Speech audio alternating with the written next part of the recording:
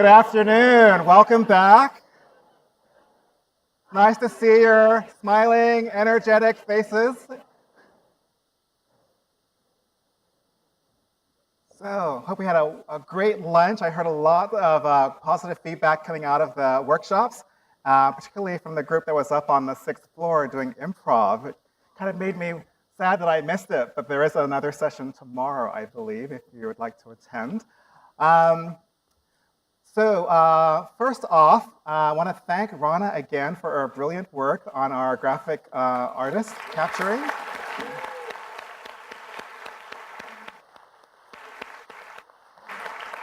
So she was sharing a story with us just a moment ago. She had gotten a question from an audience member a while ago about, like, how do you do this? Like, how do you capture what the speaker's saying so quickly and so accurately?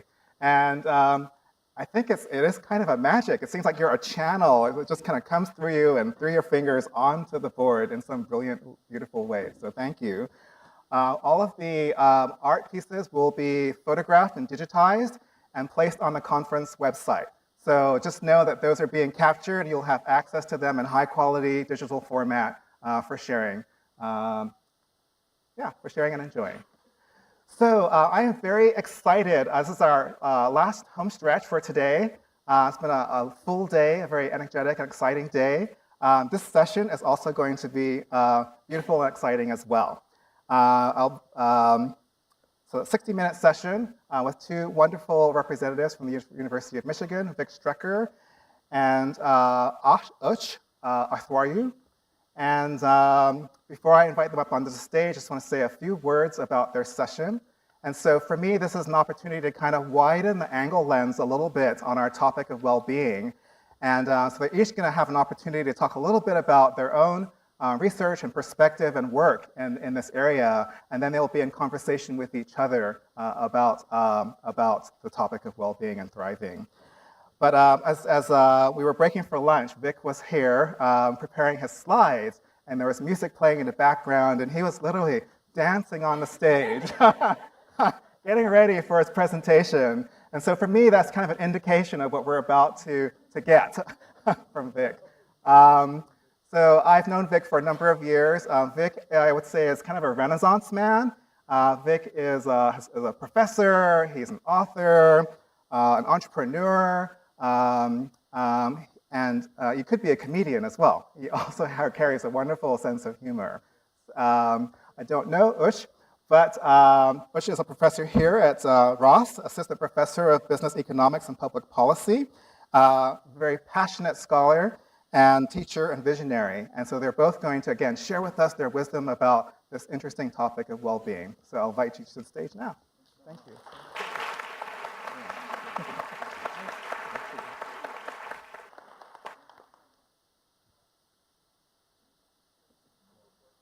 Oh, okay. There, we can do it. Bingo, great. Okay, so I'm going to talk for about 15, 20 minutes or so. Then Uch is going to talk for about 15 or 20 minutes. And if we have any time at all, we'd love to hear from you guys too. So we're going to just blah, blah it up for a little while. I'm going to start, and this is a real 30,000, maybe 100 million foot level on work and well-being and purpose, really intended to tee up a conversation a little more. So I'm going to start 20,000 years ago. 20,000 years ago, this is how we worked. We worked, very often very connected with our families, with the communities around us on the savannah. And, we did interpretive dancing, which is cool. We dressed in bunny costumes.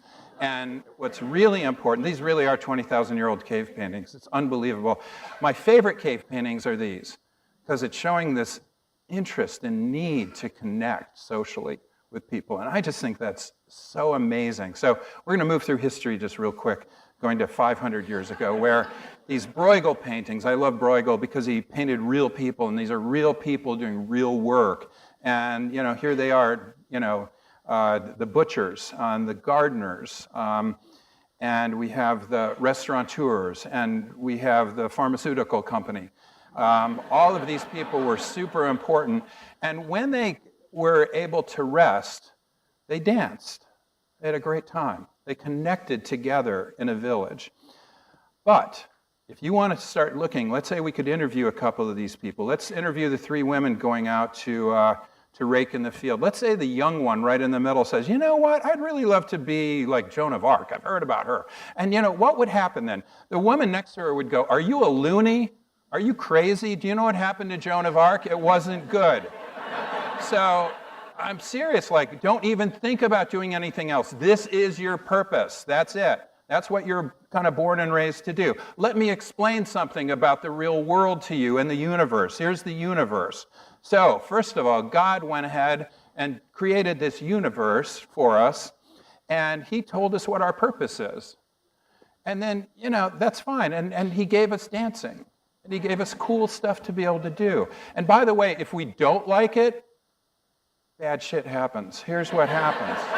So, like, suddenly, not good, right? These guys, they wanted other jobs. You don't want to go there. So, these guys then said, okay, I understand, and they went off to their work. Let's go 150 years ago. Still not a ton of autonomy and, latitude in their jobs, but there's a lot more automation. And in fact, maybe automation didn't give more latitude. In a way, maybe it even gave less.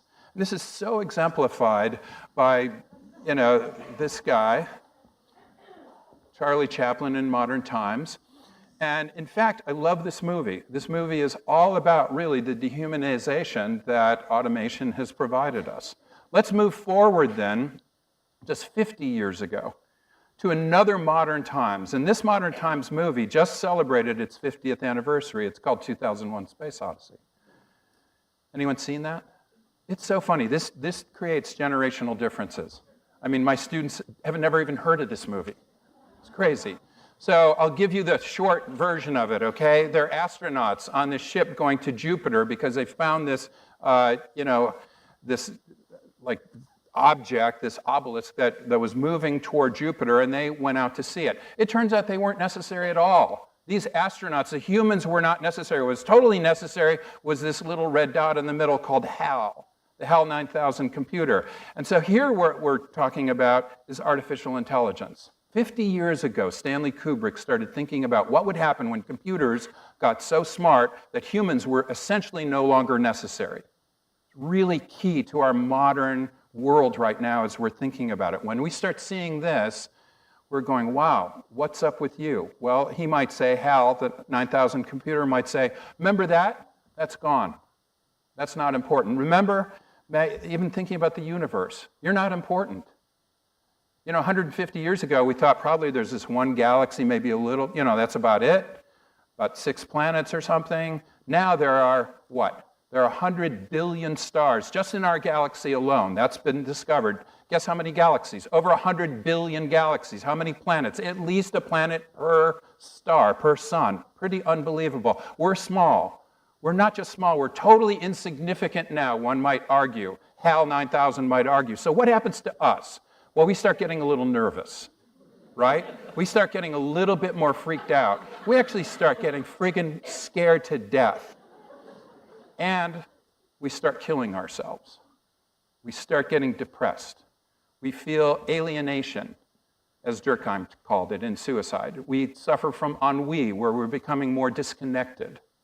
So the old school, where we're super connected, all those hands, suddenly we've become much less connected to people. So Durkheim, really the father of modern sociology, a French sociologist, he started asking, why are people in France and throughout Europe killing themselves more than ever? It was a really amazing study. It was really the seminal study of sociology, really, in many ways. He wrote this, I think, in 1897. That's right. So he studied this, and if you follow this book, which is a remarkable book, go to the end.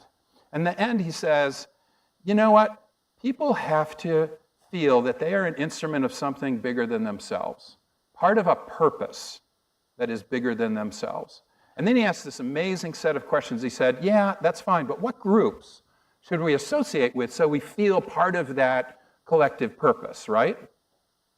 So he started looking at France and asking the question, what should French people start thinking about? He said, not political society. Our French system is fracacta. It's crazy. So, it's weird. I don't think that political systems are going to allow us to connect in the way that we used to? How about religious society? Well, we're becoming increasingly alienated from religion. This is in France, and this is not an advocacy for that. I'm just saying that's what he said. So maybe not religious society. He said not even the family, because we're moving out of those places in rural areas, moving to Lyon and moving to Paris and starting to work in factories.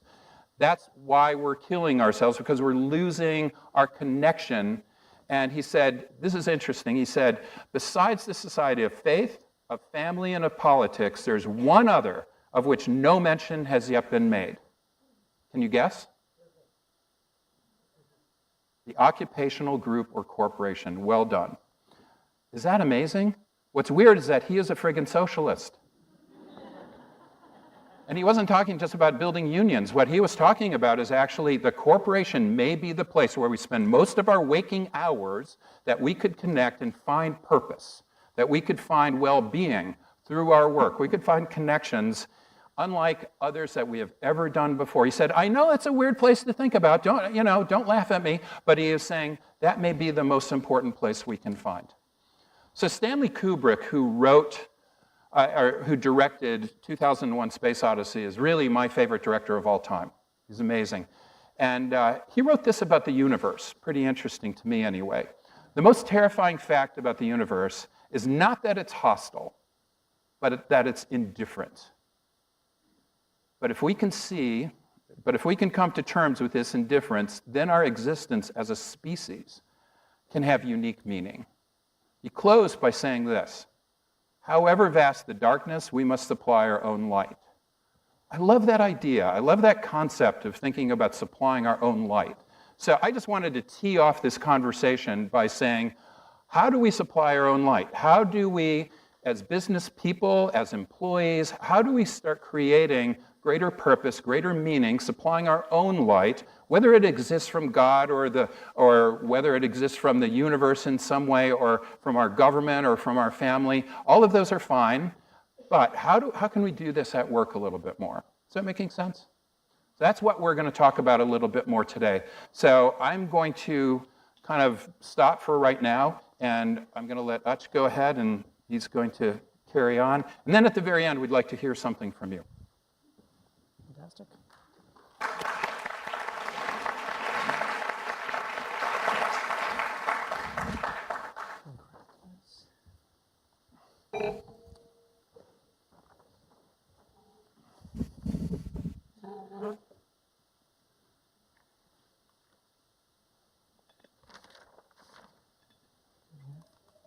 Okay, well, that was fascinating, and I'm really looking forward to engaging in more discussion and hearing from all of you.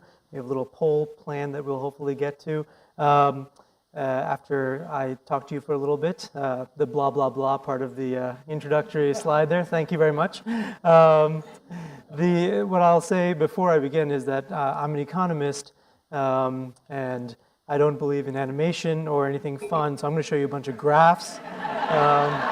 So bear with me as I show you a bunch of graphs, and then we'll probably get back to the fun part. Oh, that was great. So I want to talk a little bit, kind of building on what Vic has just described. This process of kind of, as we move through history, what does the well-being of our world look like? Right? So let's take this from an economics perspective. You know, we've seen over the last 50, 100, 200 years, rapidly accelerating forces that have completely reshaped the way that the world's economy works. So globalization and automation in particular have played a huge role in changing the way that goods and services are produced and consumed all over the world. And there's general consensus that this has led to dramatic increases in well-being for most of the human population. So this is just one example of this. I told you I was going to show you some graphs, and I'm staying true to my word. This is the proportion of the the world population living in extreme poverty over the last approximately 200 years or so. Okay, and so extreme poverty here is defined as the living under $2 of consumption a day. Okay, so this is people who are eating very, very little per day. As you can see, back in 1820, that fraction was really high. About 95 in every 100 people lived in extreme poverty. And as you can see, as we progress over time, that fraction is going down, and today it's almost reversed. So approximately 1 in every 8 people, or 7 or 8 in every 100 people live in poverty, extreme poverty today. Okay? So this is kind of just a dramatic transformation in our standard of living across this 200-year period. And as you can see, most of that occurred in, I would say, the last 50 to 75 years or so. So you've seen that process really accelerate, and that continues to accelerate if you drew this graph beyond 2015. Okay? This is staggering on its own. The fact that we as a human species have been able to achieve this form of transformation in the way that we live. But it's also, I think, further staggering if you look at what happened to the population of the world from this time, from the 1800s to today. Okay? From 1820 to about today, the population of the Earth has actually increased about 7-fold. All right? So this fraction going down means that economic growth and prosperity has far outstripped population growth, which has been staggering on its own over the last 200 years. So this is just a remarkable achievement of humankind. We should all pat ourselves on the back. In fact, if we wanted to write a newspaper headline that reported on this every day, we could literally say every day, front page news, that the number of people living in extreme poverty fell by 130,000 people yesterday. And we could have that headline every single day. Of course, that's not the headlines that we read every day, but in an optimistic world, we could do that. Okay? So something fundamental has happened, has transformed. But of course, we know, and the sort of recent political cycles highlight this fact, that this transformation has not been equal for all parts of society. Okay? So to exemplify this, if you look at the following graph, this is everybody in the world ordered by their income on the x-axis. And on the y-axis, basically looking at real income growth over the last 2 decades. So essentially, for different parts of the income distribution, how much have incomes grown over the last 2 decades? So what do we find? Overall, incomes have grown dramatically, right? Almost all of these numbers here are over 0, okay? Everybody's experienced an increase just about. But we can actually see that there's a lot of inequality in who's experienced the largest growth. So for example, emerging economies, so China, India, parts of Latin America, Southeast Asia, etc., have seen huge growth in their income. And we see that reflected here in the real income growth rate being very, very high. Also, and we hear this talked about a lot, currently, the sort of global elite, the 0.1% of the world, the top incomes in the world, have experienced dramatic increases in their incomes as well.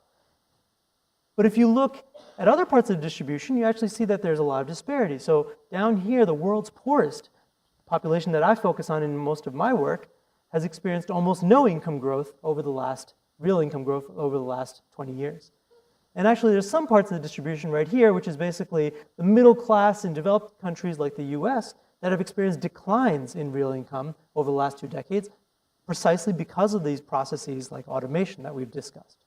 Okay? So this leads to very, very uneven growth.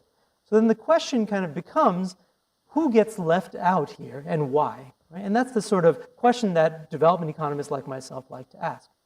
When you're looking at the poorest strata of society, you actually find that the income growth and the incomes that you see actually mask increased poverty for certain populations within households. So for example, in India or in Bangladesh, if you look at consumption inequality within households, what you find is that people, even if the household is above the poverty line, not everybody in that household is eating above the poverty line. And it turns out, in particular, that women and young children actually suffer disproportionately and are worse off. So actually, if you take that inequality into account, the poverty rate in Bangladesh will go from something like 17% to 27%. That's just one example of a country where the vast income inequality that exists even within households makes a difference for how we judge how well we're doing as a society.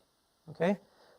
Very linked to the work I do is the idea that working creates empowerment. And in particular, I look a lot at the fate of low-income women. Okay, so just to give you an example, only 1 in 4 Indian women participates in the labor force in any kind of way. Okay, that's a remarkable rate. That's actually down from about 35% a decade ago. It's really puzzling why a country that has grown as quickly as India over the last decade has actually experienced a decline in the number of women that are working. Okay, and if you think about this, working for a woman might change her entire status of empowerment, her decision-making roles within the household, might change how her children view her and the things that are available to those children. It might change the overall income status of very poor households for the better. So all of these things are very, very tied to getting women into the labor force. And this is something that I focus on really keenly in my own work because of my own history. This is actually a highly dated picture of me with my mom when we lived in India, and I had much longer hair back then. And she always told me that in a gentle way you can shake the world. So my mom was actually the sort of primary earner in our household. My dad actually went through bouts of being unemployed for large parts of when I was growing up.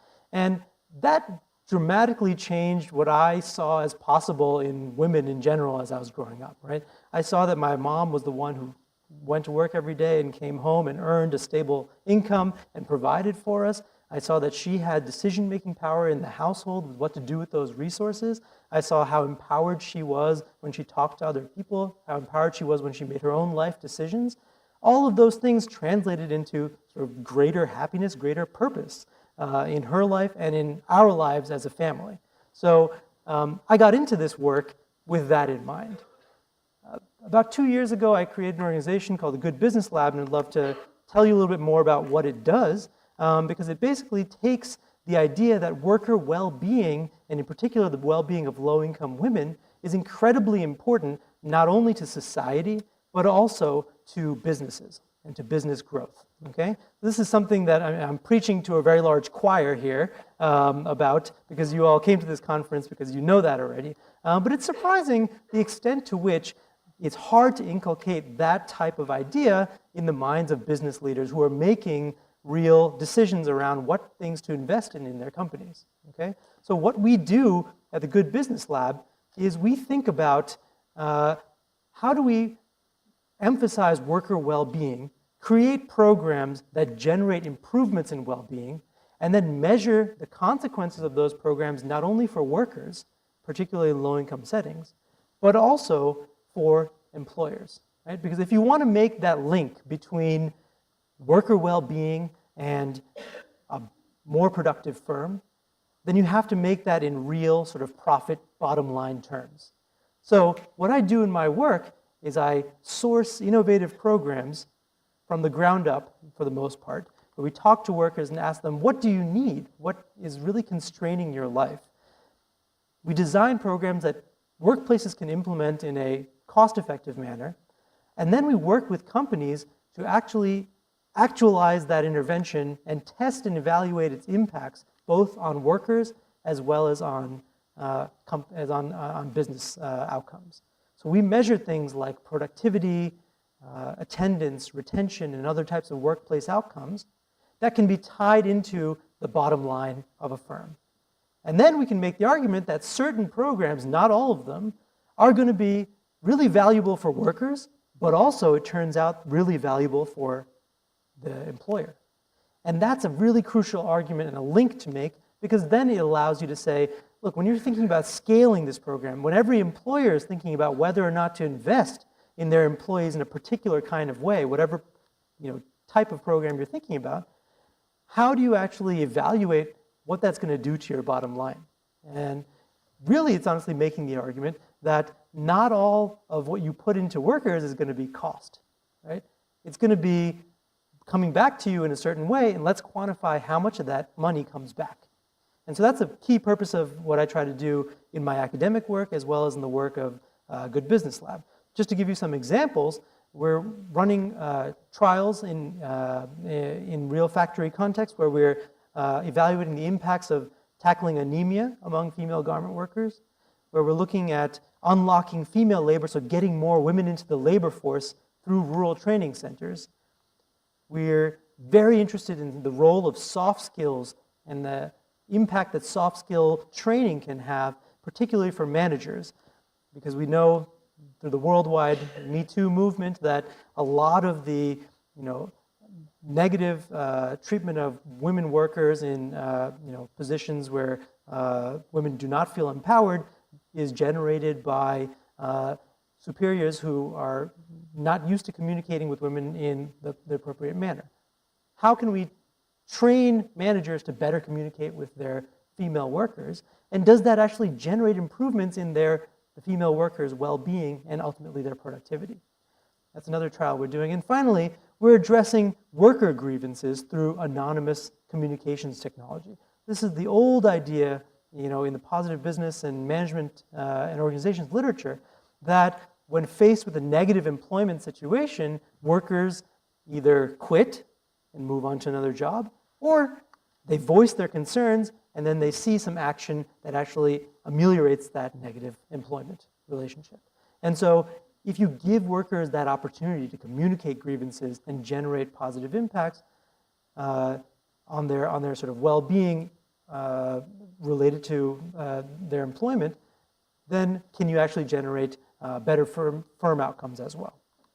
Okay, I want to just highlight the results of that trial and tell you a slightly, dark epilogue of what's going on in our current thinking around this. So this is actually a trial that we ran where we introduced a technology that actually enables workers to feedback in an anonymous way to the HR department in a firm in India.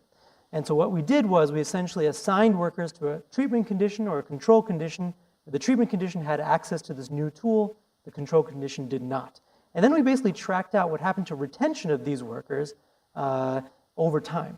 So what we find is basically as you kind of go out from the number of days since we created the intervention, you basically see a fanning out of the quit rates across workers. And essentially what you find is that even after about 6 months, you see that the number of workers in the treatment group is larger, that have stayed is larger than the number of workers in the control group. Okay, so this actually generates real positive changes to the employment conditions that result in changes in retention for workers. Okay, the dark epilogue is that it turns out that what you actually really need in addition to technology, because as we know, technology is not the end-all be-all solution, right? Technology is a tool that you use, but it needs to be taken in context. So it turns out, this technology was so popular when we rolled it out that the HR department was inundated with requests for communication.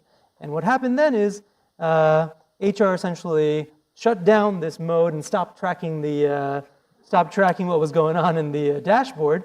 And we had workers coming up to us and saying things like, I reported that there was no toilet paper left in the bathrooms. That seems like an easy fix, but there's still no toilet paper in the bathrooms. Do you know what's going on?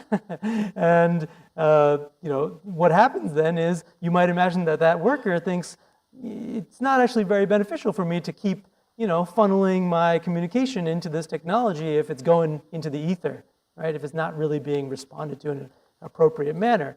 And so what we're trying to design as a follow-up trial to this is as we try to scale up worker communication tools across the world, we need to get managerial incentives right. Managers need to be incentivized properly to actually take into account what workers are saying, respond in a timely and appropriate manner, and fix, quote unquote, the employment problem that has occurred. And if we don't do that, we may not see the sustained results that we would like when we involve a technology like worker communication tools. Okay, I want to end my little discussion with just by reading a couple lines from a beautiful article that's written by someone named Ellen Barry, who used to be the Times bureau chief in India for the New York Times. And she did the remarkable thing of following a group of women who had been recruited and enrolled into a training program to become a garment worker in rural India. And she tracked their journey to the city environment in Bangalore, where they started working at factories as garment workers. And here's what she says, what she writes about these two girls in particular who are 18 and 21. They're sisters, and they both enrolled in the program together. Their names were Prabhati and Shashi. They were from a tiny rural village called Ishwarpur, which is in a corner of northeast India. And they traveled 900 miles by train to get to Bangalore for the first time ever seeing a city to take up a job as a garment worker. So what she writes is this: they've come from a village at the end of the road, a place so conservative that the single time they went to a movie theater, their male cousins and uncles created a human chain around them, their big hands linked to protect them from any contact with outside men. They are, as far as they know, the first unmarried women who have ever migrated from the village for work. Prabhati has never seen a train, much less ridden on one. And on the 33-hour journey to Bangalore, the earth seems to heave under her. As miles of paddy fields slide by, she vomits. Thatched roofs are replaced by peak roofs, and she vomits. Then they reach South India, and rain begins to hit the window in fat spatters. The girls are too keyed up to sleep.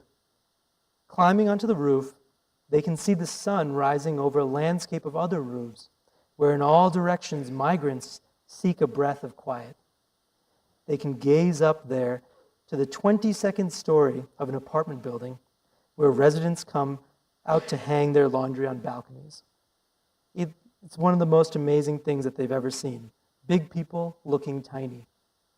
I want to see what I haven't seen, mutters one of the girls sleepily. I want to see what I don't even know exists. So this is the sort of power of employment. This is the power of generating well-being and positive employment situations for the poorest in society. And I look forward to hearing all your thoughts on how we can do that in a better way. Thank you. Thank you.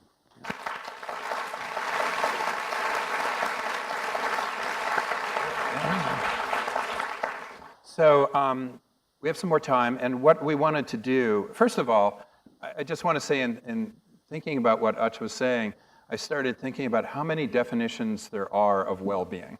You're an economist, and you're thinking about it in terms of employment.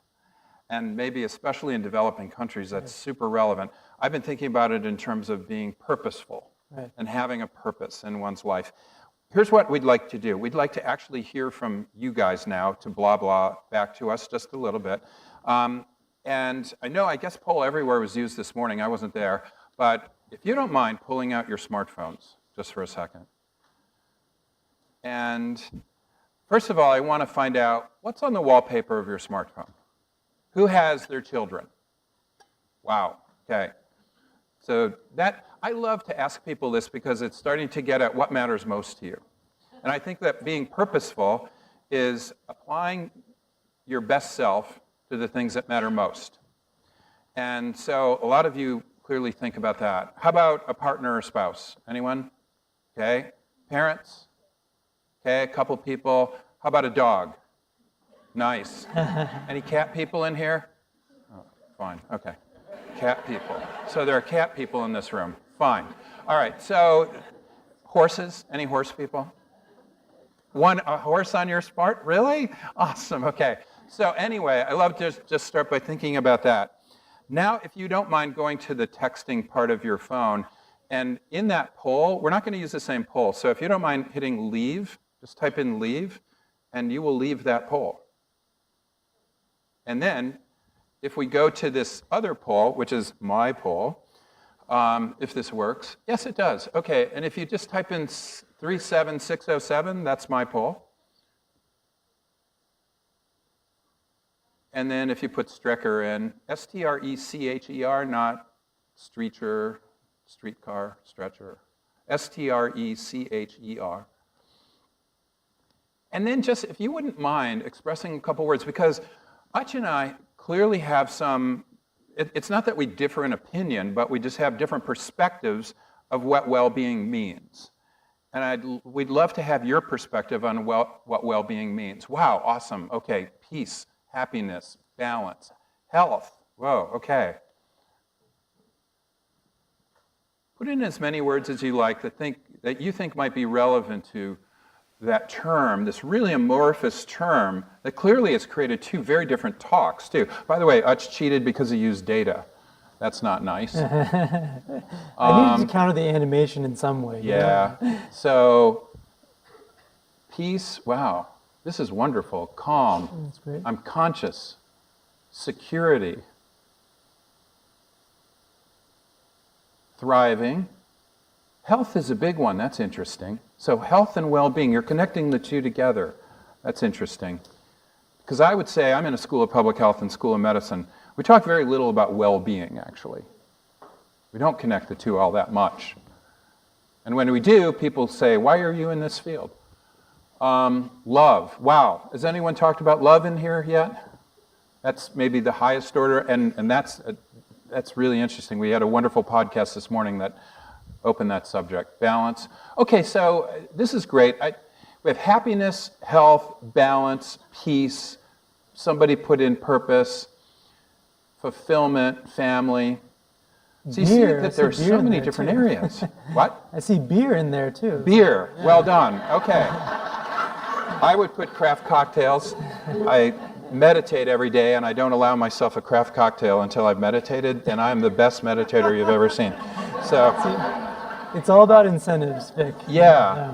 So I guess, given the fact that we have very different definitions of what we mean by well-being, Utch, Right. and you coming from an economic perspective, and I'm kind of coming from, to some extent, a health perspective, but now trying to think about it in almost an existential perspective. But you have a lot of different experiences, and that's why you have, the talk that you get. Yeah. So where are you seeing well-being in this? So that's a great question, and this is a fantastic exercise. I love word clouds, so I think this is really great to hear what you all think about well-being, particularly sort of the folks who are coming to this conference. And I see some things in there that I really value as well. Things like health and balance. Beer is really growing there. Since I mentioned it. Wine, right, good. That's right. Cats? Oh, cat people, nice, okay, good. But also things that I wouldn't have sort of naturally thought of in my own definition of well-being, but these are fantastic. Things like sleep, which makes a lot of sense, security, which makes a lot of sense. So I think, this is part of the work that you do, which is fantastic, but the idea that basically well-being is sort of defined differently for different people, and that people value different things in their own lives, and so understanding what a particular population or workforce really values is incredibly important to actually delivering the right intervention or program or investment. And we follow that principle in our own work. You can stop now. Yeah.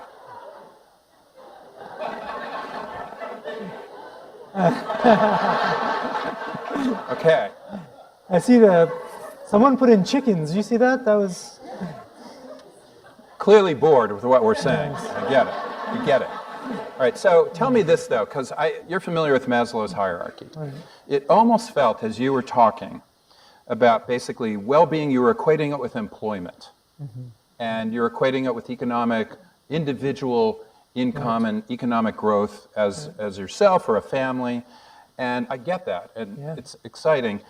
In the US, a lot of data are showing that income, paying people more, doesn't necessarily make you happier, doesn't make you somehow more purposeful. In fact, I do a lot of work in this purposeful idea, and we find many people who are quite poor have big, strong purposes. Absolutely. A person, James Aranatwe in Uganda, who I've worked with before, who runs Teach for Uganda, has said, purpose gives us hope. You don't understand. This is not at the top of Maslow's hierarchy. Purpose is for people who are poor, because without purpose, we have no hope. Yeah. It's essential that we have purpose. It gives us well-being. So what do you think about that? So, I mean, great set of questions. And I think the evolution of purpose as you sort of proceed up that hierarchy is really important to consider. I think a lot of the work that I do does focus on the sort of the neediest population, and there, in some sense, it's almost easy to tick off the things that we need to provide to generate fulfilled, happy individuals, because you're sort of moving up that gradient. If you have very little income, providing a little bit more might actually be huge in terms of how much you can eat, how much your family can eat, etc. And then again, the purpose that is behind that is, I'm a provider. I can provide for my family, and that gives me purpose in life. And yet in the U.S., and you're an economist, and you started with a GNP slide. That's right. As GNP has been growing in the U.S., we've been killing ourselves more. Yeah. The last 10 years have seen an 18% increase in suicides. I'll just say the Healthy Mind Survey, which surveys 180 universities and colleges in the U.S., has surveyed over 200,000 students for the last 10 years, has found a doubling in suicidal ideation. It's now gone into roughly 14% of students in my class have thought in the last 12 months about killing themselves. And unfortunately, some of them do. Now, this is when income is rising, when our quality of life, presumably economically, is getting better. Absolutely. It's a it's a very difficult question. I think if we're sort of on a tail end of a bigger picture here. If you look at sort of income and happiness across the world, you actually do find quite a lot of tapering off after about something like $100,000 of family income. You see basically that the line is flat. So, if you're earning millions of dollars a year and $100,000 a year, actually those average happiness levels are kind of the same across the world. So that doesn't mean that, so there is a slope there down, further down the distribution.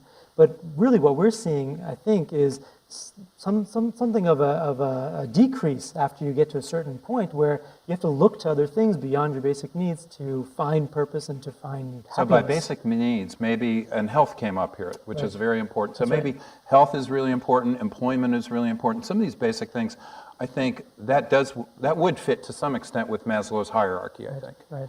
But then beyond that, then suddenly you're asking, why am I here? That's right. What am I doing? Is this all there is? Is that? That's correct, and this is sort of getting to the realm of what you do and how you help organizations that cater more to that level of purpose finding. But how do you, I was very intrigued toward the end of the talk. We were thinking about this idea that maybe we find less and less purpose in our families and in our communities and religion, and maybe we're finding more and more in our organizations where we spend most of the day. But how do you actually do that? Yeah. Well, is Jane Dutton in here? Yeah, thank you. I was in Jane's workshop, and as always, so often I'm used to teaching people or not learning. I'm in that blah, blah, blah mode. Whenever I see Jane or Bob Quinn or others, I get a chance to sit and just learn. And I have to say, it's just such a privilege that you're here.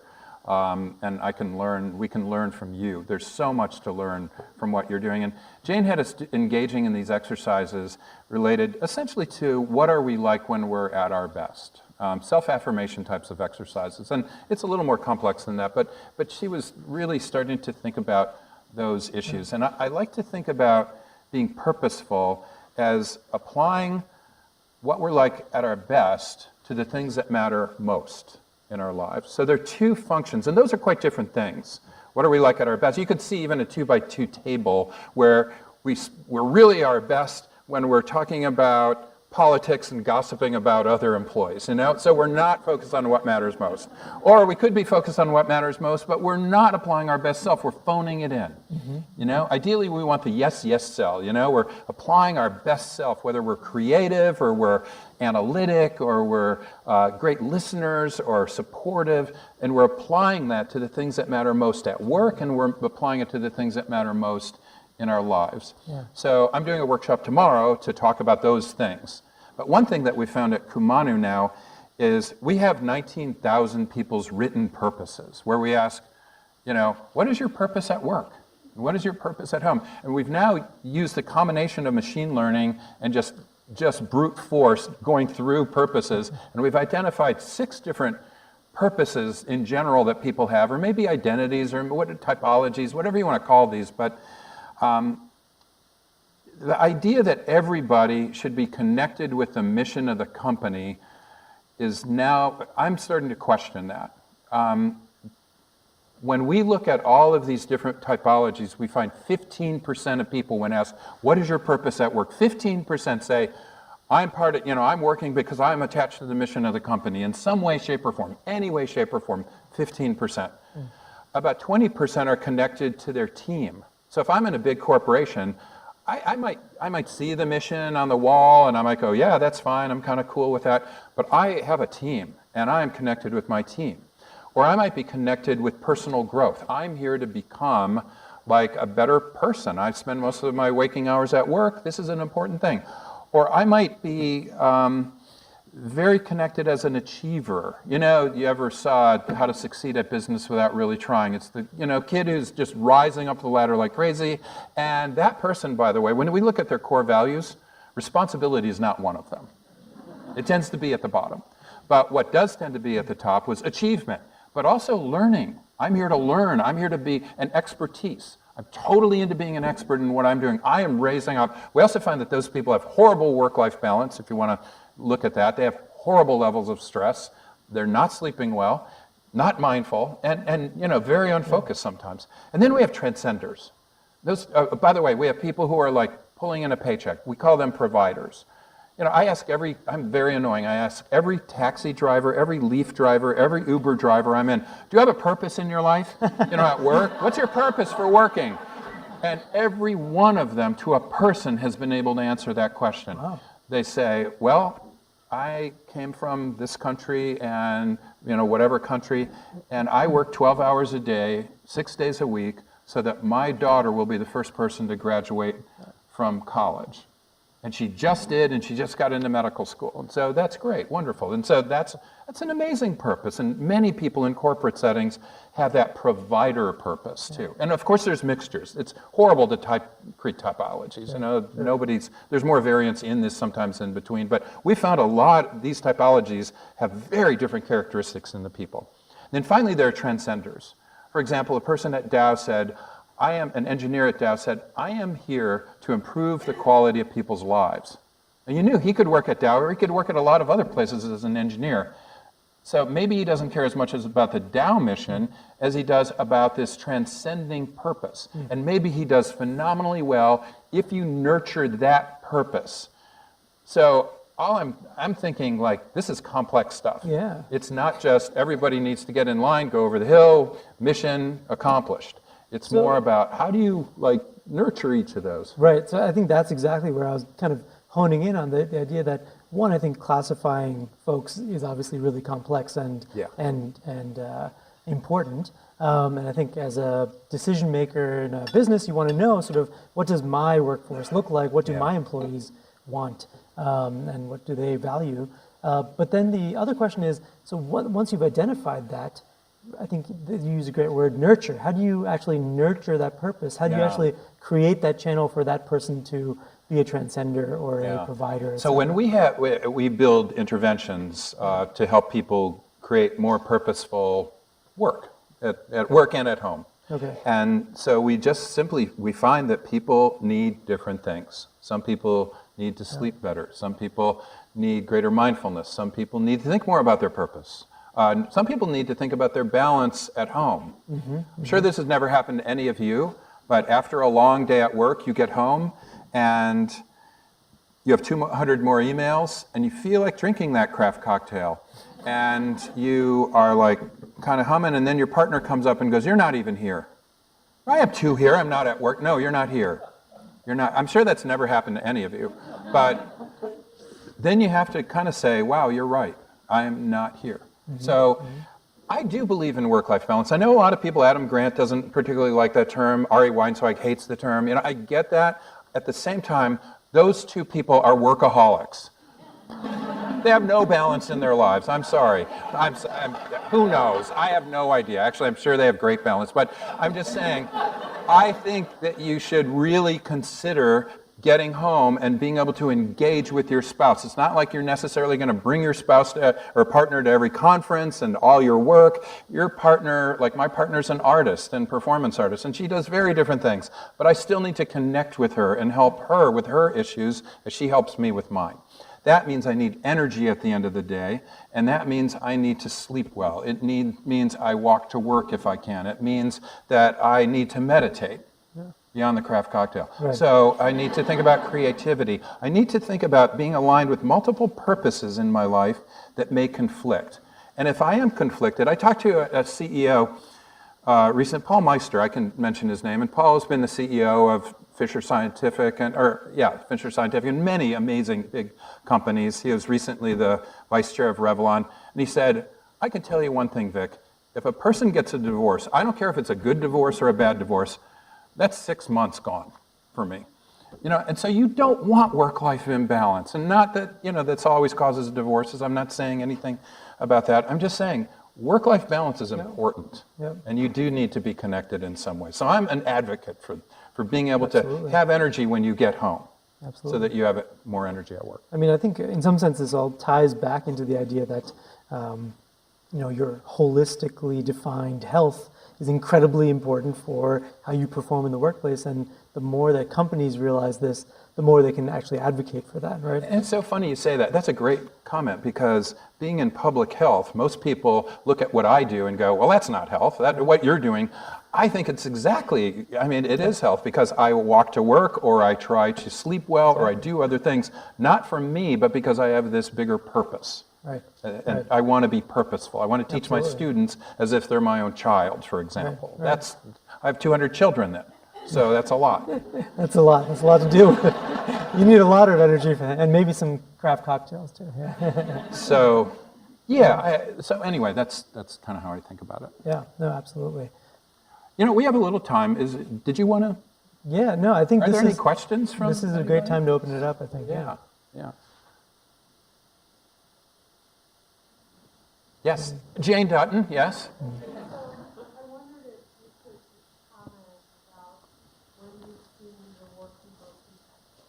I'm sorry. I'm asking if you could comment on a time in which you've seen your work, you felt your work was really impactful. Impactful. Yeah, sure. So Jane just asked, is there a time that we've felt that our work is impactful?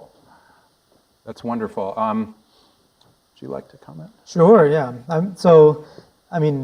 Part of what I value so much in my work, I think the purpose in my work, is derived from the idea of having impact. And I think for a while I thought, maybe I've chosen the wrong profession because I'm sort of ensconced in the ivory tower and sitting in my office in Ann Arbor and sort of trying to devise things that might help, some person across the world. And I realized that I needed to do more. And I think my efforts at Good Business Lab and doing the kind of work that go beyond writing papers really, stems from that sense of purpose. So when I feel like I've had the most impact is when we actually, go to the field, go to visit, our projects and where they're scaling up, and talk to women and kind of really sit down with them to understand more about their lives and what are the things that we can do to sort of change those lives in very small but potentially meaningful ways. So that's always, I always thrive on that connection, that personal feeling of having an impact. My wife is a physician, so I always tell her I'm jealous because she literally sees these impacts every single day. She gives something to a patient and sees them do better and thrive. Hopefully, my impact sort of payoff is way further down the line, but it's always nice to sort of get that real connection with people. Great question, thank you. Yesterday I had coffee with one of my students from class I taught in last fall, who has Ewing sarcoma, and he is really having a very, very difficult time now, but he emailed me and asked if we could have coffee, and we sat at Espresso Royale, and he said that your class on designing your life was very impactful for him because he thinks about life differently because of his illness, but also because of my class and how he thinks about purpose. and how your purpose might not be something that you have a 20-year range for, but you're starting to think about your purpose today. In terms of your purpose here, right now, you might, as you do so beautifully in your workshop, turn to the person next to you. Like, maybe that person's part of your purpose. So I really believe that the people at work, Rachel Raymond, a wonderful preventive care physician from UC San Francisco, said that purpose is not about changing your whole life, it's about seeing familiar things in new ways. And I really think that seeing your family, seeing your coworkers in new ways is really important, and seeing my students in a new way, as if they're my own daughter, is has a transformative effect on my work. I think about it very differently. I think you do as well. I was going to say too, I just am loving what you've been doing with women. In the 1980s, I was a public health worker in Zambia, and I was doing work on HIV prevention. And it's just when HIV had kind of come out in Africa, and Kenneth Kaunda, the president of Zambia, said there is no AIDS until his son died of it. And so I was invited as a public health worker, and being a behavioral scientist, I was told, teach men to use more condoms. Great, okay, that's my job. So I'd go into bars and hang out with guys, buy them beers, Zambian beers, unbelievable, like, 10% alcohol. So you just buy 2 and you are like, I better hold my liquor asking these questions. And so you start realizing that many men, not everybody, and I'm not stereotyping, but many men have lots of girlfriends there. But if a woman had a boyfriend, she'd be thrown out of the house, and really her only viable chance without dying would become a sex worker, and with kids sometimes. And then she'd get HIV. 50% of the blood supply in Lusaka hospitals was HIV positive. I mean, there were hearses with multiple coffins strapped up at the top. They couldn't bury people fast enough in Africa at that time. And I came back, and I was never asked to go back again by this group that invited me, because I said, this isn't about condoms. This is about giving women jobs. This is about inequities in gender. Mm-hmm. And the first thing you need to do, if you could help women get jobs, they could leave a situation like that if they needed to, and set up, through microfinancing, set up something. This is in the 80s. And, they laughed at me and thought that was a stupid idea. You're showing that it's not a stupid idea, that it's critical, and it's critical to finding one's well-being. Yeah, I absolutely agree. Any other questions? Yeah, in the back here. Thank you. Yeah. What is that thing? Talking to the... No, this is really big. So I totally get the purpose thing, and working here at Michigan, and I work in the Cancer Center, a lot of our faculty and physicians and researchers, they have a purpose, and that's why they are where they are. They've worked very hard to get to that point. So I don't think having a purpose coming to work for them, trying to get them to have that, is not an issue. The issue becomes where, particularly in our clinics, we have people that are making, let's say, $25,000 a year that are rooming patients. And they have their own challenges. So trying to get them to have a purpose that is beyond I'm taking care of my family, I need to put food on the table. And that just that dichotomy of people working right next to each other. And one of the things I love doing when I walk around, especially if I see people that are as patients that are coming and visiting, is I always ask them where they came from. Like, how'd they get there? How'd you get here today? What time did you leave your house? Because a lot of times they're coming from 3 hours away as patients, the driving here, the stress. It's just the same thing with the employees. A lot of them, I know some of them come in an hour early and sleep in their car so they can get a parking spot so that they can leave, right after work and drive an hour home. It's just that difference in how to help, I guess I would say, some of those that maybe do have the purpose understand that others don't necessarily have that same purpose and respect that. Yeah. Thank you for that question. That's a beautiful question, and it really relates to almost the juxtaposition between an economist thinking about purpose and a person who's a behavioral scientist thinking about it. Would you like to comment on that? Yeah, so, I think it's a fantastic question as well. Something that we've found, because in most of my work I deal with very low-income sort of frontline workers as well, who are earning very, very little, and most of the incentive to work, because this is usually when you're a frontline worker, you're not sort of working a very glamorous job,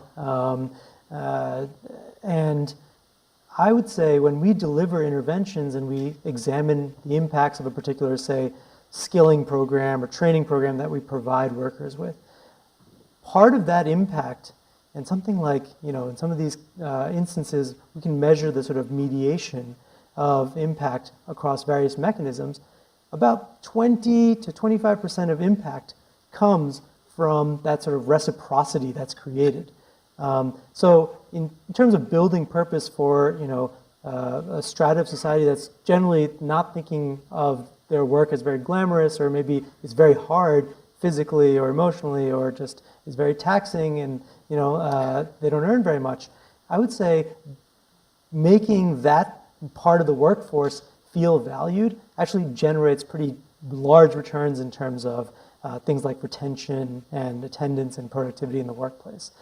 Because people feel a reciprocity, feel kind of a nature to give back because they feel that the employer is sort of prioritizing and valuing them.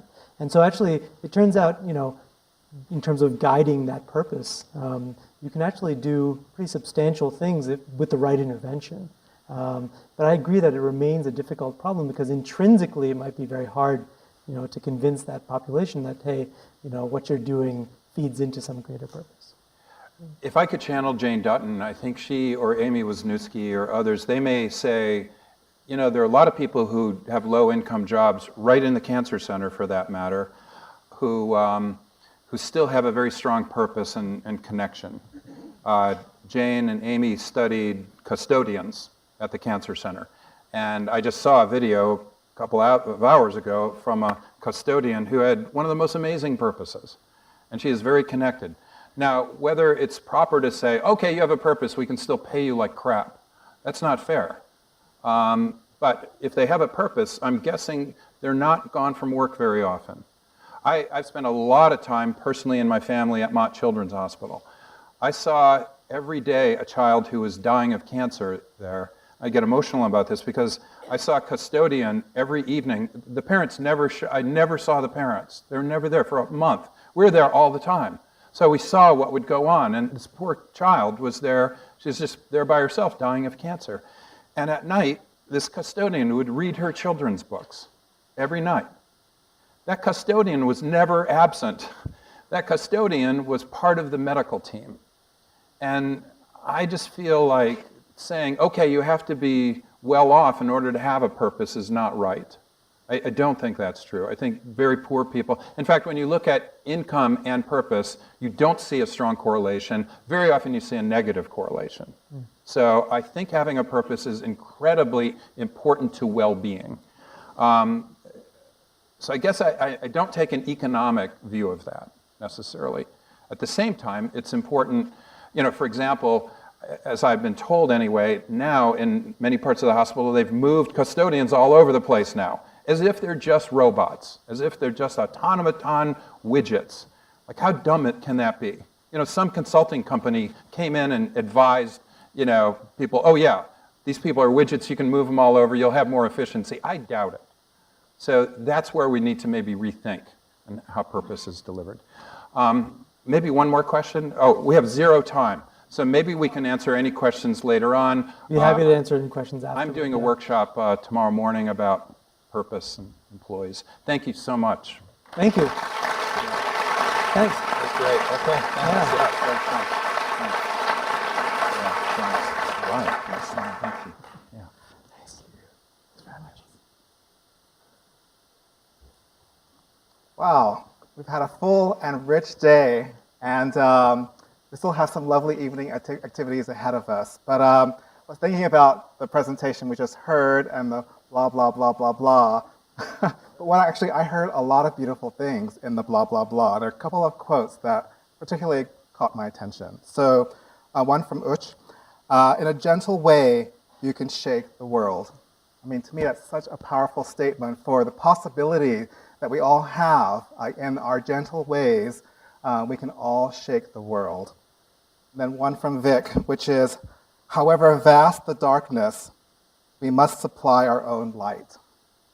That just made me think about all of us sitting here and the power that we each have to be the light for other people, to be the light for our organizations. and just all the possibilities that that holds. And so those two quotes in particular, to me, were very powerful from your talk. So we have co-created a wonderful day. There's been such fabulous energy all day today, throughout the day. We have a couple of things coming up where we can continue our energy and connections with each other. So as soon as we exit the auditorium in a moment, we invite you to gather in the Winter Garden, and it's an opportunity to connect, to reflect with each other about the day, what you've learned, what you've garnered, and what's resonated for you. It's a great time to share some sugar. And so if you haven't had a chance yet to fill out some cards for the sugar cubes, please take advantage of filling some out. They could be direct messages to someone that you've met during the day or that you want to give a message to, or you can practice a random act of sugar kindness. So it could be you have, a favorite quote or just a nice thought, and just slip it into a random person's envelope and just make their day. So I invite you to think about both. Tomorrow morning we'll begin at 7:30 for breakfast, optional breakfast. Our session will begin at 8:30 promptly. We'll have a full, generous day ahead of us tomorrow. Lots more wonderful presentations and lots more wisdom to pack into our toolkits. Again, kind of feeding us and nurturing us so that by the time we get to the end of the day tomorrow, you're going to be so full of wisdom and ideas and frameworks and tools and practices that you're going to go out there and be a really powerful force of light for the world of work. And then at 6:15, we'll all kind of gather and walk together, unless it's raining. If it's raining, we will bus together over to the Museum of Art. And there, it's just a wonderful event, a very informal, casual event with buffet-style food. All of the galleries in the museum will be open, so it's just an opportunity to stroll, relax, gather, listen to live music by University of Michigan students, and just really have a lovely festive evening together. So again, we started the day by talking about gatherings and about this opportunity to co-create an experience together. I think we've all done a good job today of co-creation.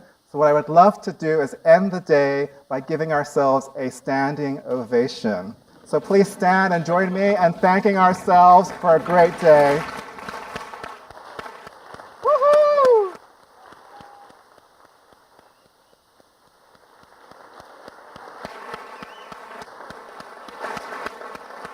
All right. Thank you. Please join us in the Winter Garden.